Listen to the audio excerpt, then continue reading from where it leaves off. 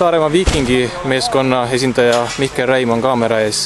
Kuidas tänase sõiduga rahul jäite? No kõige hullem polnud, aga ütleme nii, et 4. koht pole ka väga hull, aga ajaline kaotus minu arust oli natuke suur, et oleks võinud olla 20–30 sekundit. Tuli väheke rohkem. Nii et oleks lootnud veidi paremat?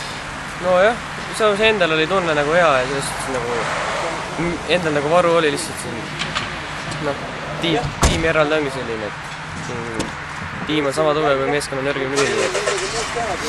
Homme siis lähete kohe algusest ründama? Ei tea, eks see näha ole, mis saama hakkab, et homme on samamoodi nagu järgnevate päevadel, et on kruusalõike palju, et samas võib päris palju otsustada, et kellel on õnne, kellel mitte. On teil jagatud juhtnöörid ka tiimisiseselt, kes on liider, kes on joogivedaja?